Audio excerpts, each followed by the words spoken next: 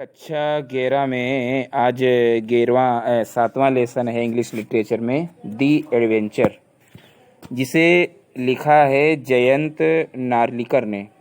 JAYANT Jayant नारिलकर, NARLIKAR Jayant नारिकल ने लिखा है। जयंत नार्लिकर जो थे एक महान एस्ट्रोफिजिस्ट थे। उनका जन्म 19 जुलाई 1938 में कोल्हापुर महाराष्ट्र में हुआ था। कोल्हापुर महाराष्ट्र 1938 में 29 जुलाई। उन्होंने बनारस हिंदू विश्वविद्यालय में अध्ययन किया और वो PhD उन्होंने 1963 में कंप्लीट की। उनकी 3 पुत्रियां थीं। जो ये जयंत नार्लिकर साहब थे, इनकी 3 पुत्रियां थीं और उनको पद्म विभूषण अवार्ड 2004 में दिया गया। ये लेसन एडवेंचर जो है साइंस फिक्शन से रिलेटेड है। प्रोफेसर गंगाधर पंत ये स्वयं को एक अजीब संसार में पाते हैं। इतिहास के अनुसार जो पूर्वी भारतीय कंपनी थी, ईस्ट इंडिया कंपनी जो थी, वो घायल हो चुकी है 1857 की क्रांति के बाद में। और ये 1857 की जो घटना है, ये विभिन्न क्षेत्रों में घटित होती है पानीपत के युद्ध के बाद। और मराठा जो है ये युद्ध जीत जाते हैं, हारते नहीं हैं। तो इसके बाद ही 1857 की क्रांति हुई और उसके बाद में जो गंगाधर के जीवन में बदलाव आया, एक अलग संसार में पाते हैं, तो वही घटना दिखाई गई है। पहले इसकी मीनिंग देख लेते हैं और फिर हम टेक्स्ट सुनाएंगे। लिखा है, पहली मीनिंग है browse, BROWSE। BROWSE browse means होता है जल्दी जल्दी इधर से उधर पढ़ना, यानी रीड डिसल्टोरली, DESULTORILY। तो ब्राउज जो है जल्दी जल्दी इधर से उधर पढ़ना, यानी रीड डिसल्टोरली। अगली मीनिंग है इवेंचुअली। इवेंचुअली मतलब होता है अंततः, EVENTUALLY। इवेंचुअली मतलब होता है अंततः, यानी फाइनली। अगला है एज्यूमिंग, ASSUMING।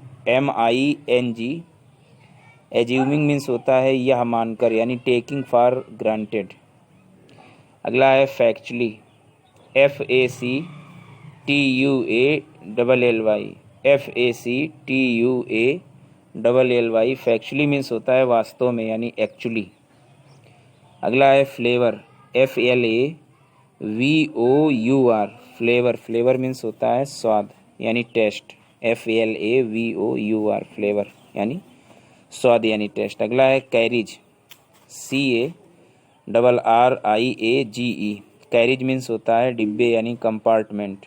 कैरिज मीन्स डिब्बे यानी कंपार्टमेंट। अगला है पीप, PEEP। पीप मीन्स होता है झांक कर देखना, यानी लुक स्लाइली। झांक कर देखना, यानी PEEP, झांक कर देखना। Look slightly, SLYLY slightly. अगला है ग्रैबिंग, GRABBING। ग्रैबिंग मीन्स होता है झपटना, यानी कैच। अगली मीनिंग है प्रीसाइज, PRECISE। प्रीसाइज मीन्स होता है बिल्कुल ठीक, यानी डिफिनिट या exact. Precise, PRECISE। Precise means होता है बिल्कुल ठीक, यानी डिफिनिट या एग्जैक्ट। अगला है राउटेड, ROUTED। राउटेड मीन्स होता है पराजित कर दिया, यानी डिफीटेड। ROUTED, routed. अगला है अकाउंट। अकाउंट मीन्स होता है वर्णन, ACCOUNT। अकाउंट मीन्स वर्णन, यानी डिस्क्रिप्शन, DESCRIPTION, डिस्क्रिप्शन। अगला है एविडली, AVIDLY। एविडली मीन है उत्सुकता से, यानी एगरली, EAGERLY, एगरली, उत्सुकता से। अगला है मोरल, MORALE। मोरल मीन्स होता है मनोबल, यानी कॉरेज, COURAGE, कॉरेज, यानी मोरल मीन्स मनोबल, MORALE। अगला है बूस्टर, BOOSTER। बूस्टर मीन्स होता है बढ़ाने वाला, that helps to raise. Booster means बढ़ाने वाला, that helps to raise. Booster एक दवा नहीं आती, यानी बढ़ाती है, वो बढ़ाने वाला। अगला है सुप्रीमेसी, SUPREMACY। SUPREMACY,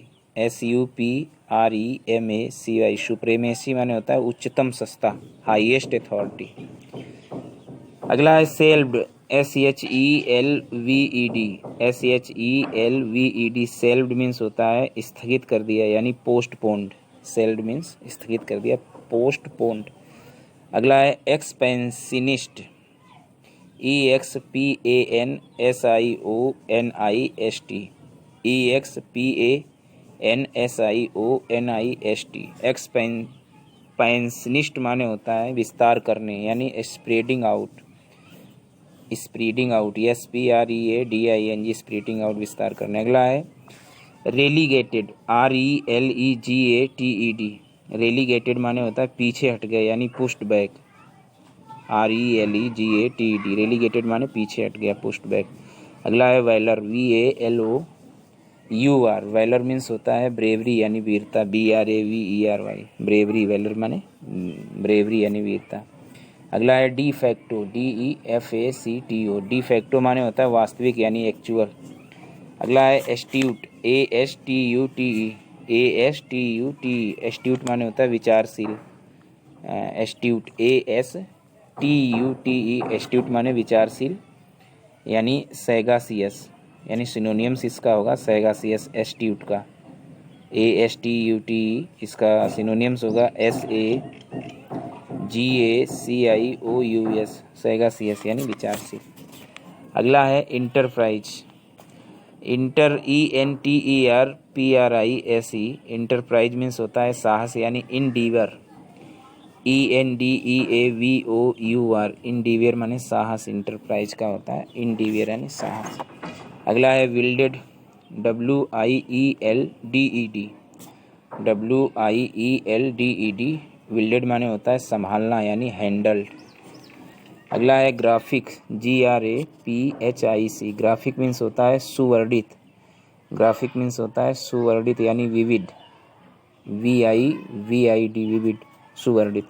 अगला है डॉक्टरेटेड, DOCTORED, डॉक्टरेटेड माने होता है तोड़ा मरोड़ा, DOCTORED, डॉक्टरेट माने होता है तोड़ा मरोड़ा यानी डिस्टॉर्टेड, DISTORTED, डिस्टॉर्टेड, डॉक्टरेट माने तोड़ा मरोड़ा। अगला है एबॉलिश्ड, ABOLISHED,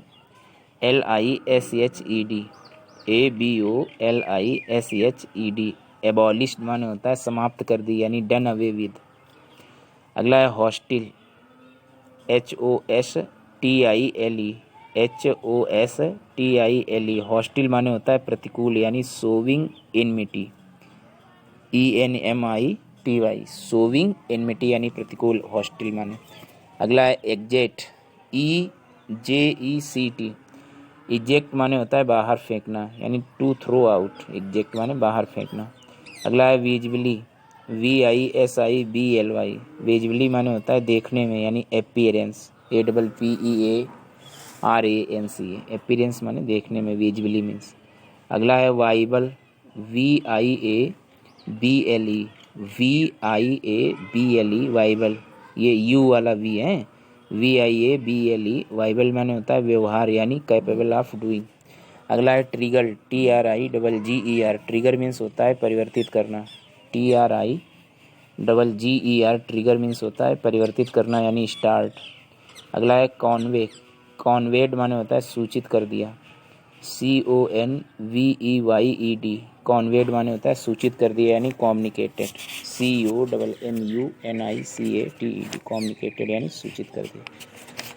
तो ये तो मीनिंग हुई, आने वाले पाठ में आपको सही तरीके से देखना होगा। चलते हैं पहले टेक्स्ट की तरफ। लिखा है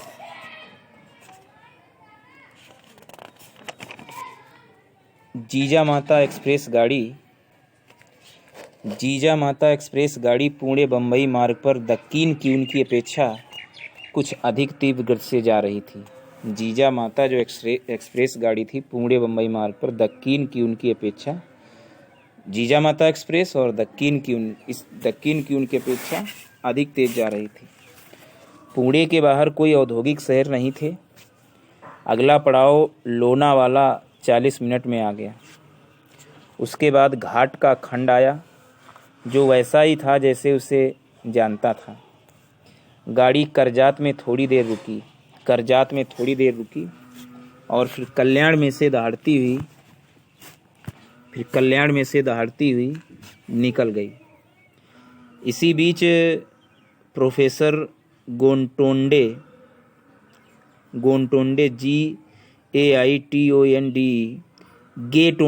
गेटोंडे प्रोफेसर गेटोंडे ने के तेजी से भागते मन ने बम्बई में कामकाज की योजना बना ली थी। वास्तव में एक इतिहासकार के रूप में उसे लगा कि उसे यह विचार पहले ही आ जाना चाहिए था। वह किसी बड़े पुस्तकालय में जाएगा और वहाँ इतिहास की पुस्तकों के पृष्ठ उलट पुलट कर देखेगा। यही ठीक ढंग था यह जानने का कि वर्तमान स्थिति कैसे आई थी।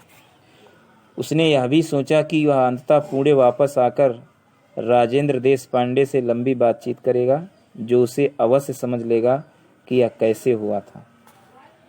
अर्थात यह मानकर कि राजेंद्र देशपांडे नामक व्यक्ति अभी इस संसार में जीवित है। लंबी सुरंग के पार गाड़ी रुक गई। यह छोटा स्टेशन था जिसका नाम था सरहद। एक एंग्लो इंडियन वर्दी पहने गाड़ी में अनुमति पत्रों की जांच करता हुआ घूम गया। यहाँ से ब्रिटिश राज शुरू होता है। मेरे विचार में आप पहली बार आ रहे हैं, खान साहब ने प्रोफेसर गेटोंडे से कहा। गोटोंडे ने उत्तर दिया, हाँ। उत्तर वास्तव में सही था। गंगाधर पंत इस मुंबई में पहले कभी नहीं आया था। गंगाधर गेटोंडे जो थे वो पहले कभी नहीं आया था। उसने अनुमान लगाकर प्रश्न पूछा, और खान साहब आप पेशावर कैसे जाएंगे? पेशावर? यह गाड़ी विक्टोरिया टर्मिनस जाती है। मैं आज रात सेंट्रल से फ्रंटियर मेल ले लूँगा। वह कितनी दूर तक जाती है, किस रास्ते से? बम्बई से दिल्ली, फिर लाहौर और फिर पेशावर। लंबी यात्रा है। मैं परसों तक पेशावर पहुंच जाऊंगा। उसके बाद खान साहब अपने व्यवहार के विषय में बहुत कुछ बताने लगे। वह गंगाधर पंत ध्यान से सुनता रहा, क्योंकि उसे उस भारत के रहने सहने का स्वाद पता चला जो इतना अलग भारत था। अब गाड़ी शहर के बाहरी भाग के रेल यातायात में से जा रही थी। नीले डिब्बों पर एक तरफ GBMR लिखा था, ग्रेटर बम्बई मेट्रोपॉलिटन रेलवे। क्या लिखा था? Greater Bombay metropolitan railway. Greater Bombay metropolitan METROPOLITAN railway. Khan साहब ने स्पष्ट किया, देखते हो प्रत्येक डिब्बे पर छोटा सा यूनियन जैक छपा है। यह याद दिलाता है कि हम ब्रिटिश सीमा क्षेत्र में हैं। दादर से परे गाड़ी धीमी होने लगी और अपने गंतव्य स्थान यानी विक्टोरिया टर्मिनस पर रुकी। स्टेशन बहुत साफ सुथरा था।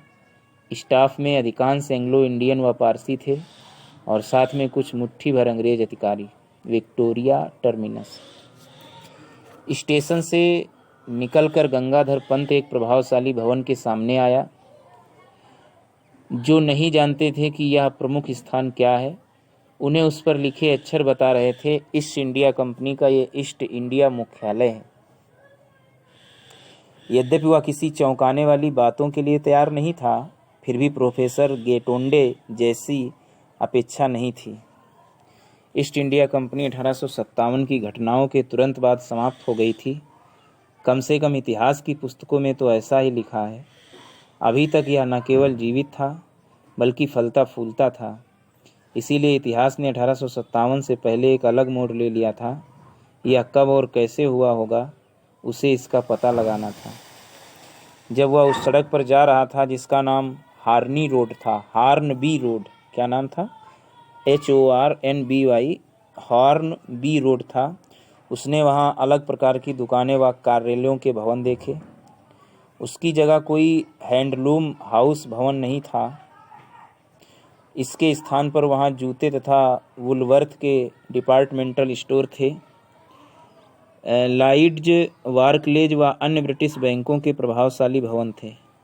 लाइड्ज, बार्कलेज व अन्य ब्रिटिश बैंकों के प्रभावशाली भवन थे, जो इंग्लैंड के किसी शहर की सड़क पर जैसे दिखाई देते थे।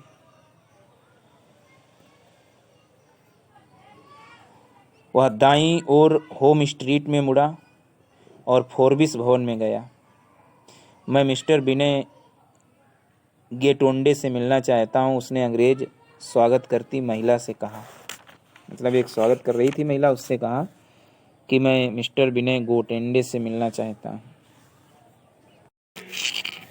वह दाईं ओर होम स्ट्रीट में मुड़ा और फोर्स भवन में गया और उसने अंग्रेज शोकर्ता महिला से कहा कि मैं मिस्टर विनय गेटोंडे से मिलना चाहता हूँ। फिर क्या हुआ? उसने टेलीफोन की सूची, स्टाफ की सूची और फिर फर्म की सभी शाखाओं में काम करने वाले कर्मचारियों की सूची देखी। उसने सिर हिलाया और कहा, मुझे उस नाम का कोई व्यक्ति यहाँ या अन्य किसी शाखा में काम करने वाले कर्मचारियों की सूची में नहीं मिला। क्या आप पक्का जानते हैं कि वह यहाँ काम करता है? यह आघात अनापेक्षित नहीं था। यदि वह स्वयं इस संसार में मर चुका था तो क्या गारंटी थी कि उसका पुत्र जीवित होगा? वास्तव में हो सकता है कि वह पैदा ही ना हुआ हो। उसने लड़की को विनम्रता से धन्यवाद दिया और बाहर आ गया। ठहरने के स्थान के बारे में चिंता न करना उसकी विशिष्टता थी। उसकी मुख्य चिंता तो यह थी कि वह इतिहास की पहेली को सुलझाने के लिए एशियाटिक सोसाइटी के पुस्तकालय में जाया जाए। एशियाटिक सोसाइटी के पुस्तकालय में जाया। जल्दी से रेस्टोरेंट में भोजन करके वह सीधा टाउन हॉल पहुंचा। उसने चैन की सांस ली कि टाउन हॉल वहीं था और पुस्तकालय भी उसी में था। वह वाचनालय में गया और इतिहास की पुस्तकों की सूची मंगाई, जिसमें उसकी अपनी लिखी हुई पुस्तकें भी सम्मिलित थी। उसकी 5 पुस्तकें उसकी मेज पर आ गईं। उसने शुरू से आरंभ किया। पहली पुस्तक अशोक काल तक की थी, दूसरी समुद्रगुप्त तक, तीसरी पुस्तक मोहम्मद गौरी तक और चौथी औरंगजेब की मृत्यु तक। इस काल तक का इतिहास वैसा था जैसा उसे पता था। परिवर्तन स्पष्टता अंतिम पुस्तक में था। 5वीं पुस्तक को दोनों ओर से अंदर की ओर पढ़ते पढ़ते गंगाधर पंत वह बिल्कुल उस स्थान पर आ गया जहां पर इतिहास ने अपना मोड़ लिया था। पुस्तक के उस पृष्ठ पर पानीपत की लड़ाई का वर्णन था और उसमें लिखा था कि मराठों ने वह लड़ाई अच्छे तरीके से जीत ली थी। अब्दाली पूर्णतः पराजित हो गया था और उसे विजयी मराठा सेना ने, जिसका नेतृत्व सदाशिव राव भाऊ और उसका भतीजा युवक विश्वास राव कर रहे थे, वापस काबुल खदेड़ दिया था। सदाशिव राव भाऊ और उसका भतीजा विश्वास राव कर रहे थे। उन्होंने अब्दाली को काबुल खदेड़ दिया था। पुस्तक में लड़ाई के पग पग का वर्णन नहीं था, किंतु उसमें भारत में शक्ति संघर्ष का बड़े परिश्रम से विवरण दिया हुआ था। गंगाधर पंत ने उस विवरण को बहुत उत्सुकता से पढ़ा। लिखने की शैली निसंदेह उसी की थी, फिर भी वह उस वर्णन को पहली बार पढ़ रहा था। लड़ाई में मराठा की विजय से न केवल उनके मनोबल को बढ़ावा मिला, बल्कि उत्तरी भारत में उनकी उच्चतम सत्ता स्थापित हो गई। ईस्ट इंडिया कंपनी, जो इसे किनारे पर खड़े इस प्रगति को देख रही थी, उन्हें संदेश मिल गया। उन्होंने अपनी विस्तार की योजना को कुछ समय के लिए स्थगित कर दिया। पेशवा के लिए इसका तुरंत परिणाम यह हुआ कि भाऊ साहब और विश्वास राव का प्रभाव बढ़ गया, जो बहुत ठाठ बाट के साथ सन 1780 में अपने पिता का उत्तराधिकारी बना। 1780 में परेशानी पैदा करने वाले दादा साहब को पीछे हटना पड़ा और अंत में उसने राज्य की राजनीति में संन्यास ले लिया। ईस्ट इंडिया कंपनी को नए मराठा शासक विश्वास राव को अपनी बराबरी का व्यक्ति पाकर बहुत व्याकुलता हुई। वह और उसके भाई माधव राव में राजनीतिक तीक्ष्णता तथा वीरता का मिलाप था और उन्होंने सोचे समझे तरीके से पूरे भारत पर अपना प्रभाव जमा लिया था और कंपनी का प्रभाव अन्य यूरोपियन प्रतिस्पर्धाओं पुर्तगाली और फ्रांसीसियों की तरह केवल बम्बई, कलकत्ता तथा मद्रास के आसपास तक सीमित कर रह गया। बम्बई, कलकत्ता और मद्रास तक सीमित कर रह गया था। राजनीतिक कारणों से पेशवाओं ने दिल्ली में मुगल शासन को जिंदा रखा। 19वीं शताब्दी के पूरे के ये असली शासक इतने सयाने थे कि उन्होंने यूरोप में शिल्प युग के शुरू होने के महत्व को समझा। उन्होंने अपने विज्ञान व शिल्प के केंद्र स्थापित किए। यहाँ ईस्ट इंडिया कंपनी ने अपना प्रभाव बढ़ाने का अवसर देखा। उन्होंने सहायता और विशेषज्ञ देने का प्रस्ताव रखा। स्थानीय केंद्रों को आत्मनिर्भर बनाने के लिए इस प्रस्ताव को स्वीकार कर लिया गया। पश्चिम से प्रेरित होकर 20वीं शताब्दी में और अधिक परिवर्तन हुए। भारत लोकतंत्र की ओर अग्रसर हुआ। उस समय तक पेशवा का उद्यम समाप्त हो चुका था और धीरे धीरे निर्वाचित तंत्रों ने उनका स्थान ले लिया था। दिल्ली की सल्तनत इस परिवर्तन में भी बनी रही, मुख्यतः इसलिए कि उनका कोई वास्तविक प्रभाव नहीं था। दिल्ली के सम्राट के पास नाम मात्र का शासन था, जो केंद्रीय संसद द्वारा सिफारिशों पर अनुमति की मोहर लगा देता था।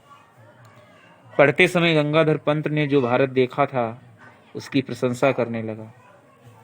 यह वह देश था जो गोरों का दास नहीं बना था। उसने अपने पैरों पर खड़े होना व आत्मसम्मान का मूल्य समझ लिया था।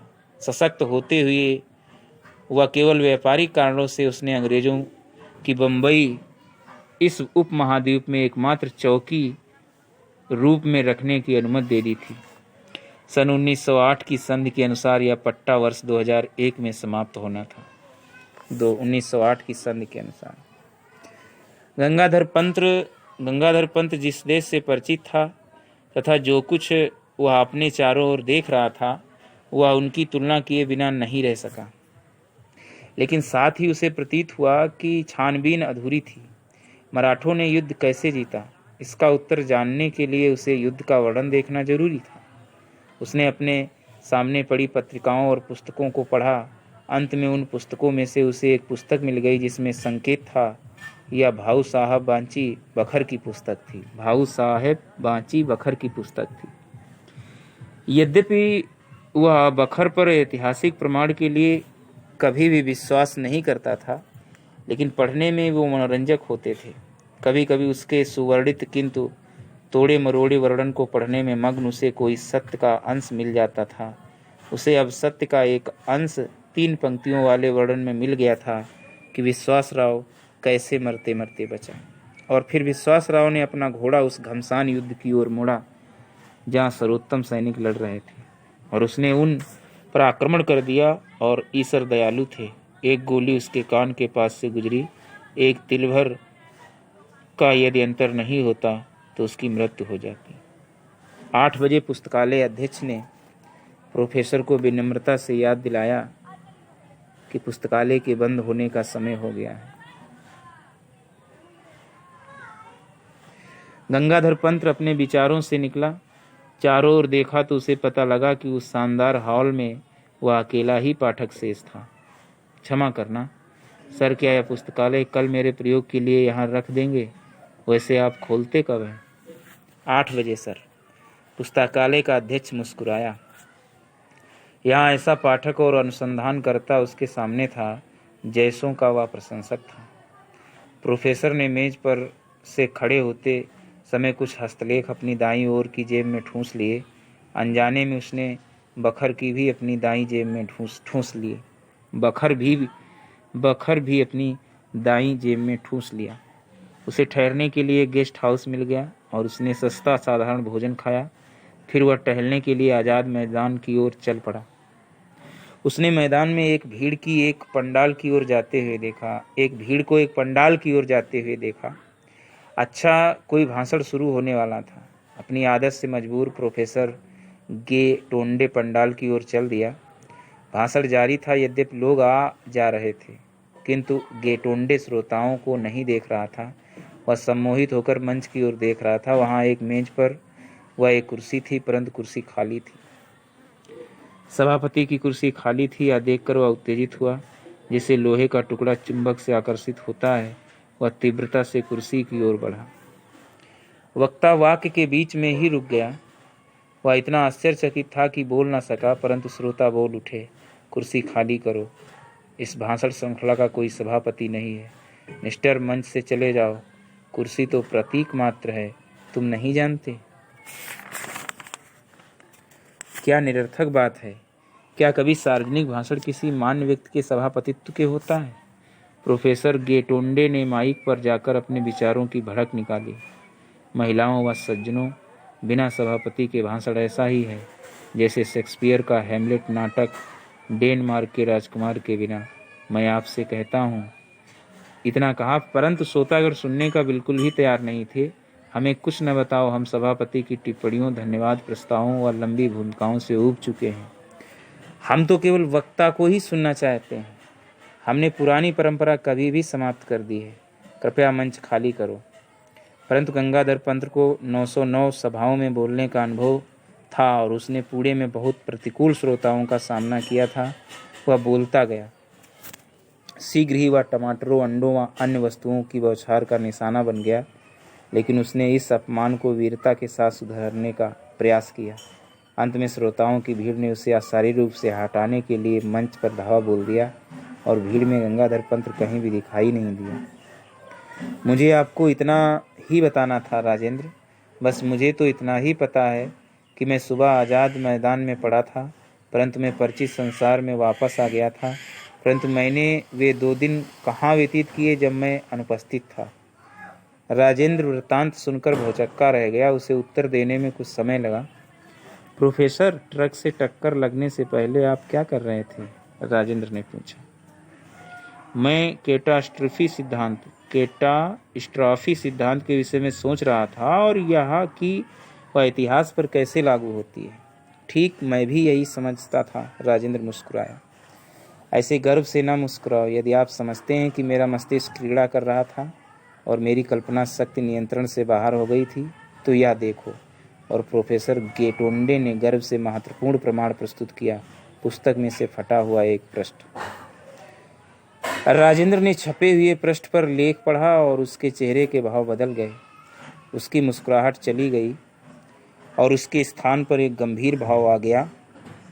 लग रहा था वह बहुत उत्तेजित था। गंगाधर पंत ने अपनी लाभदायक परिस्थिति को स्पष्ट किया। जब मैं पुस्तकालय से चला, मैंने अनजाने में बखर अपनी जेब में खिसका ली थी। मुझे अपनी गलती का पता तब चला जब मैं अपने भोजन का बिल चुका रहा था। मेरा इरादा इसे अगले दिन वापस करने का था, परंतु ऐसा प्रतीत होता है कि आज़ाद मैदान की अफरा तफरी में पुस्तक खो गई। केवल यह पृष्ठ बचा। सौभाग्य से इस पृष्ठ पर महत्वपूर्ण प्रभाव है। राजेंद्र ने पृष्ठ को फिर पढ़ा। उसमें लिखा था कि विश्वास राव कैसे गोली लगने से बचा और कैसे मराठा सेना के द्वारा इसे अच्छा शकुन माने जाने पर घटना उनके पक्ष में बदल गई। अब इसे देखो। गंगाधर पंत ने भाऊ साहेब बांची बखर की अपनी पुस्तक संबंधित पृष्ठ पर खोली। वर्णन इस प्रकार था। और तब विश्वास राव ने अपना घोड़ा उस संकल युद्ध की ओर मोड़ा जहां सर्वोत्तम सैनिक लड़ रहे थे और उसने उन पर आक्रमण कर दिया। ईश्वर ने नाराजगी दिखाई, उसे गोली लग गई। प्रोफेसर गेटोंडे, आपने मुझे सोच विचार का अवसर दिया है। इस महत्वपूर्ण प्रमाण को देखने से पहले मैंने आपके अनुभव को केवल कल्पना ही समझा था, परंतु तथ्य कल्पना से भी अधिक विचित्र हो सकते हैं। मैं अब ऐसा समझने लगा हूँ, ऐसा राजेंद्र ने कहा। फिर प्रोफेसर गेटोंडे ने कहा, तथ्य क्या है? मैं तो जानने के लिए छटपटा रहा हूँ। राजेंद्र ने उसे चुप रहने का इशारा किया और कमरे में घूमने लगा। स्पष्टता वह भारी मानसिक दबाव में था। अंत में वह मुड़ा और बोला, प्रोफेसर गेटोंडे, मैं आपके अनुभव को आज के 2 वैज्ञानिक सिद्धांतों के आधार पर तर्कसंगत बनाने का प्रयास करूंगा। मैं आपको मनवाने में सफल होता हूं या नहीं, इसका निर्णय तो आप ही कर सकते हैं, क्योंकि आप ही इस अद्भुत अनुभव से गुजरे हैं, या ठीक कहा जाए तो कैटास्ट्रॉफिक अनुभव में से। आप कहते जाएं, मैं पूरे ध्यान से सुन रहा हूं। प्रोफेसर गेटोंडे ने उत्तर दिया। राजेंद्र कमरे में इधर उधर घूमता रहा और बातें करता। आप कहते जाएं, मैं पूरे ध्यान से सुन रहा हूं, ऐसा गेटोंडे ने कहा। आपने उस सेमिनार में कैटास्ट्रॉफी सिद्धांत के विषय में बहुत कुछ सुना है। हम इसे पानीपत के युद्ध पर लागू करते हैं। खुले मैदान में आमने सामने लड़ जाने वाले युद्ध इस सिद्धांत के बहुत उत्तम उदाहरण प्रस्तुत करते हैं। मराठों की सेना अब्दाली की सेना का पानीपत में सामना कर रही थी। दोनों की सेनाओं में कोई अंतर नहीं था, उनके शस्त्र भी समान थे, इसीलिए बहुत कुछ नेतृत्व सेना के मनोबल पर निर्भर करता था। उस महत्वपूर्ण घड़ी में पेशवा का पुत्र व उत्तराधिकारी विश्वासराव का मरना निर्णायक सिद्ध हुआ। जैसा इतिहास बताता है, भाऊ साहब उस मार काट में घुस गया और उसका पता न चला। वह लड़ाई में मारा गया था, बच गया, उसका कुछ पता नहीं। परंतु वह विशेष क्षण अपने नेता के मर जाने का आघात सेना के लिए बहुत महत्वपूर्ण था। उसका मनोबल टूट गया और वह उनमें लड़ने की भावना नहीं रही। इसके बाद पूर्ण पराजय हुई। बिल्कुल प्रोफेसर, और जो आपने मुझे फटे हुए पृष्ठ पर दिखाया, वह युद्ध की वह घटना जो तब हुई जब गोली विश्वासराव को न लगी। यह महत्वपूर्ण घटना दूसरी ओर चली पड़ी और सेना पर भी इसका प्रभाव विपरीत हुआ। इससे उनका मनोबल बढ़ गया और इसी से पूरा अंतर आया। राजेंद्र ने ये सब कहा। गंगाधर पंत ने क्या कहा फिर? संभवतः ऐसा हो, इस प्रकार के विचार वाटरलू के युद्ध के विषय में प्रकट किए जाते हैं कि नेपोलियन उसे जीत सकता था, परंतु हम निराले संसार में रहते हैं जिसका इतिहास अनूठा है। यह धारणा कि ऐसा हो सकता था अटकलबाजी के लिए तो ठीक है, परंतु वास्तविकता के लिए नहीं। तब राजेंद्र ने कहा, मैं इस प्रश्न पर आपसे सहमत नहीं हूँ। वास्तव में इसमें अपने दूसरे बिंदु पर आता हूँ जो आपको विचित्र लगे, परंतु मेरी बात पूरी सुनना। राजेंद्र ने यह कहा। गंगाधर पंत ने आशापूर्ण तरीके से सुना और राजेंद्र कहने लगा, आपका वास्तविकता से क्या अभिप्राय है? हम इसे सीधे अपनी इंद्रियों द्वारा अनुभव करते हैं या यंत्रों द्वारा या प्रत्यक्ष रूप से? परंतु क्या वही तक सीमित है जो हमें देखते हैं? क्या यह अन्य तरीकों से भी प्रकट होती है? वास्तविकता हो सकता है एकमात्र ना हो। यह परमाणु तथा उसके संघटक कणों पर प्रयोग करके देखा गया है। जब इन तंत्रों पर कार्य किया गया तो भौतिक शास्त्रियों ने आश्चर्यजनक खोज की। इन तंत्रों के व्यवहार की निश्चित भविष्यवाणी नहीं की जा सकती, यद्यपि हमें इन तंत्रों पर लागू होने वाले सभी भौतिक नियमों की जानकारी भी हो। फिर क्या हुआ? फिर राजेंद्र ने कहा, एक उदाहरण लें। मैं किसी स्रोत से कोई इलेक्ट्रॉन छोड़ता हूँ, यह कहाँ जाएगा? यदि मैं बंदूक से किसी विशेष दिशा में गोली चलाता हूँ तो मुझे पता है कि यह किसी आने वाले समय में कहाँ पहुँचेगी, परंतु इलेक्ट्रॉन के विषय में मैं इस प्रकार निश्चित रूप से कुछ नहीं कह सकता। या यहाँ वहाँ कहीं भी हो सकता है। मैं केवल अनुभव से कह सकता हूँ कि किसी निश्चित समय में किसी निश्चित स्थान पर मिलने की क्या संभावना है। प्रोफेसर गेटोंडे में बोला, क्वांटम सिद्धांत में निश्चितता का स्वभाव, यह बात मेरे जैसे अज्ञानी इतिहासकार को भी पता है। क्वांटम सिद्धांत में निश्चितता का अभाव, यह बात मेरे जैसे अज्ञानी इतिहासकार को भी पता है। इसीलिए कल्पना करें, विश्व की एक संसार में इलेक्ट्रॉन यहाँ है, अन्य में वहाँ है, वह किसी और में किसी अलग स्थान पर है। जब देखने वाले को पता चल जाए कि वह कहाँ है तो हम जान जाते हैं कि वह किस संसार की बात कर रहा है, परंतु फिर भी वो वैकल्पिक अलग अलग संसार में विद्यमान है। राजेंद्र अपने विचारों को क्रमबद्ध करने के लिए रुका। राजेंद्र ही कह रहा है, इसीलिए कल्पना करें, विश्व की एक संसार में इलेक्ट्रॉन यहाँ है, अन्य में वहाँ है, वह किसी और में किसी अलग स्थान पर। जब देखने वाले को पता चल जाए कि वह कहाँ है तो हम जान जाते हैं कि वह किस संसार की बात कर रहा है, परंतु फिर भी वो वैकल्पिक अलग अलग संसार में विद्यमान है। राजेंद्र अपने विचारों को क्रमबद्ध करने के लिए रुका। प्रोफेसर गेटोंडे ने पूछा, किंतु क्या इन दुनियाओं में कोई संपर्क है? हाँ और ना। दोनों दुनियाओं की उदाहरण के लिए कल्पना करें, दोनों में इलेक्ट्रॉन परमाणु की नाभिक में चक्कर लगा रहा है, जैसे ग्रह सूर्य का चक्कर लगाते हैं। गंगाधर पंत बीच में बोला, जैसे ग्रह सूर्य का चक्कर लगाते हैं ऐसे। हाँ और क्या? ऐसा नहीं, हमें ग्रहों की निश्चित गमन पथ का पता है। इलेक्ट्रॉन कई सीमित स्थितियों में घूम रहे हो सकते हैं। इन प्रतिस्थितियों का प्रयोग उस संसार को पहचानने में किया जा सकता है। पहली परिस्थिति में इलेक्ट्रॉन भारी ऊर्जा की हालत में होते हैं, दूसरी परिस्थिति में यह निम्न ऊर्जा की हालत में होता है। यह उच्च ऊर्जा से निम्न ऊर्जा में छलांग लगा सकता है। वह किरणों को स्पंदन भेजता है। इस प्रकार एक परिस्थिति से दूसरी परिस्थिति से धक्का देकर पहली परिस्थिति में भेज सकता है। इस प्रकार के एक परिस्थिति से दूसरी परिस्थिति में परिवर्तन अति सूक्ष्म तंत्रों में सामान्य बात है। क्या हो यदि ऐसा दीर्घ तंत्रों के स्तर पर हो जाए, ये राजेंद्र ने कहा। तब गंगाधर ने पूछा, मैं आपकी आवाज़ समझता हूँ। आप यह सुझा रहे हैं कि मैं एक संसार से दूसरे संसार में चला गया और फिर वापस आ गया। राजेंद्र ने कहा, चाहे यह बात बहुत विलक्षण लगती है, परंतु केवल यही स्पष्टीकरण मैं दे सकता हूँ। मेरा सिद्धांत यह है कि कैटास्ट्रॉफिक परिस्थितियाँ दुनिया को आगे बढ़ने के लिए पूर्णतः अलग विकल्प प्रस्तुत करती हैं। ऐसी प्रतीत होती हैं जहाँ तक वास्तविकता का संबंध है सभी विकल्प व्यवहारिक हैं, किंतु दृष्टा एक समय में उनमें से केवल एक का ही अनुभव कर सकता है। अच्छा, वह परिवर्तन करने से आपको दो संसारों का अनुभव हो गया। यद्यपि एक समय में एक का, और एक वह जिसमें आप अब रह रहे हैं, और एक वह जिसमें आपने 2 दिन व्यतीत किए। ये राजेंद्र कह रहा है। और आगे कह रहा है, एक का इतिहास हम जानते हैं, दूसरे का इतिहास अलग है। इनका अलग होना या 2 भागों में बंटना पानीपत की लड़ाई में हुआ। आपने ना तो भूतकाल में और ना ही भविष्य में यात्रा की, आप वर्तमान में ही रहे थे, किंतु अलग अलग संसारों का अनुभव कर रहे थे। निसंदेह इसी परिणाम से भिन्न भिन्न समय पर अलग अलग संसार विभाजित हो रहे होंगे। राजेंद्र के अपनी बात पूरी होने पर गंगाधर पंत ने वह प्रश्न जो उसे परेशान करने लगा, क्या कहा, परंतु मैंने परिवर्तन किया ही क्यों? तब राजेंद्र बोला, यदि मैं इसका उत्तर जानता तो मैं एक बड़ी समस्या सुलझा देता। दुर्भाग्यवश विज्ञान में बहुत से अनसुलझे प्रश्न हैं और यह उनमें से एक है, किंतु मैं अनुमान लगाने से तो नहीं रुक सकता। राजेंद्र ने मुस्कुराकर आगे कहना शुरू किया। क्या कहा, आपको परिवर्तन करने के लिए किसी मुठभेड़ की आवश्यकता होती है। संभवतः मुठभेड़ के समय आप कैटास्ट्रॉफी सिद्धांत के व युद्ध में उसकी भूमिका के विषय में सोच रहे होंगे। हो सकता है आप पानीपत के युद्ध के विषय में सोच रहे होंगे।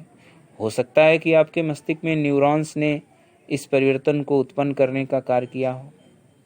प्रोफेसर गोटेंडे ने कहा, अच्छा, अनुमान है। मैं सोच रहा था कि यदि पानीपत की लड़ाई का परिणाम अन्य दिशा में होता तो इतिहास कुछ और होता। मेरे 1000वें सभापति पद से भाषण का विषय यही होना था।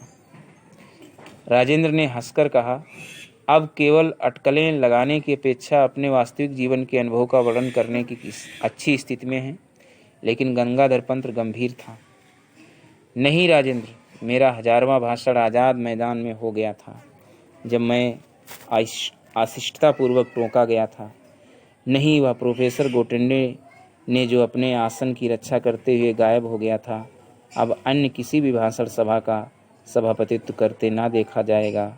मैंने पानीपत गोष्ठी के आयोजनकर्ताओं को अपने खेत से सूचित कर दिया है। तो इस तरीके से ये दी एडवेंचर्स लेसन हुआ। इसे बार बार पढ़िए, अच्छा लेसन है। Thanks for watching and hearing my videos.